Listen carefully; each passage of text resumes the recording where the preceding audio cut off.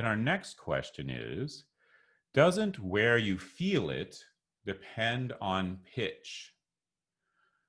So I take that to mean the pitch that you're singing. So in some regards, yes, it really will. It will have an impact, but also will depend on how you're singing it or the timbre. For me, the a an eval on G3 feels very different from an A-vowel because that E-vowel is going to have a different timbre than the A-vowel.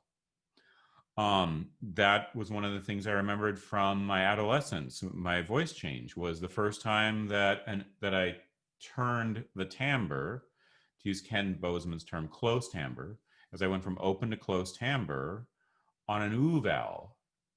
And that sensation in my body was very different on an oo than it was an ah on the same pitch. So, for example, if I go back and forth on an E,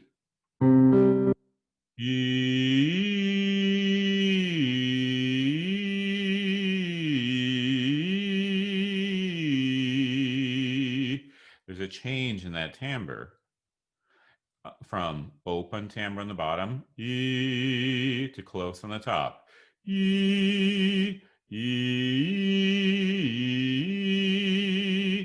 That same, like, shifting all the way into that close timbre on that upper note doesn't happen on an ah.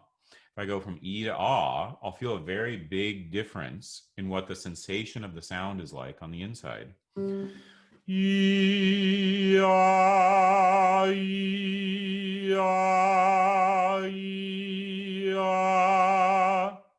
right, so yes, pitch affects how we feel the sound, how we feel the sensation of singing throughout our body, the pressure, the stretch, the vibrations of it.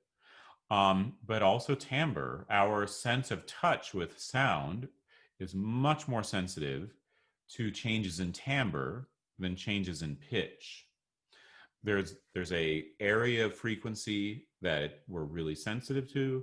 There's an area where our sensitivity starts to fade out as we approach 1,000 hertz, but also like shifting timbres within that range of sensitivity, we're actually more sensitive to. We have more accuracy in discriminating between different timbres than between different pitches. There's some really cool studies on this where using sound introduced to the skin through voice coils embedded in a form-fitting chair, so introduced to the back, they took samples of, I believe, trumpet, piano, and cello. I think those are the right instruments. Maybe it was trombone instead of trumpet, and normalized them for attack, pitch, duration, loudness, and then introduced those sounds as 3 different samples.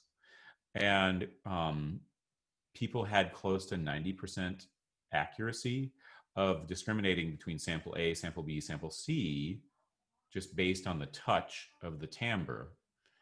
It wasn't saying like, oh, that's a violin just by feel, but that they could tell accurately which sample that was, or divide those samples out, or identify those samples based on the touch of the sound.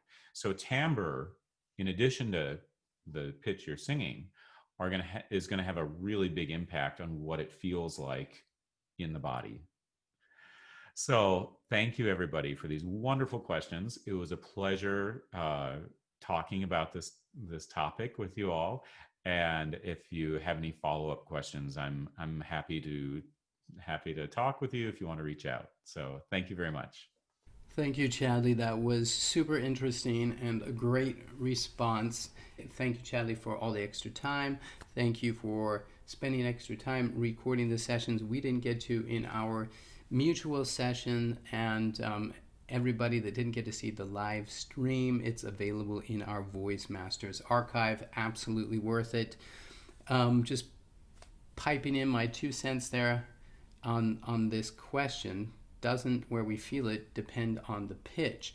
I just want to remind everybody that where you feel it is going to be different than where I feel it. Sometimes we're going to feel the same thing, but how individuals experience kinesthetically, physically, sound can really vary. I've had singers tell me they're feeling it back here. Lucky I have no hair, you can see my skull perfectly. So I've had singers tell me they feel it up here, and another singer tell me they feel the same thing, same notes, same frequencies in the nose. And have another yet tell me that their lips are vibrating. And another yet feeling like it was back here. So where you feel things is quite individual, and don't put pressure on yourself to have to feel things like anybody else. Now, yes, if the higher the pitch, generally people start feeling it more up in here, but it is different for other people. And lower frequencies, we tend to feel more in the chest and down in through the body. But remember, you don't have to feel the same way everybody else does. What you need to do is find your optimal sound that you're going for in the most efficient way possible. Get some professional feedback from someone you trust, a professional vocal coach that says, that is the sound you're after. That's a glorious sound from your voice. And you say, thank you. And it feels so easy. Now, when we arrive at that point, now we need to look for, how does it feel to you personally? That's what you need to learn, experience, and be able to recreate. So singing is all about you and what you want, the sounds you want to create, and what it feels like to you, and how you personally think, feel, or react to make that happen every time. Thank you once again for joining us. I sincerely hope this information helps you along your singing journey. Thanks for joining us.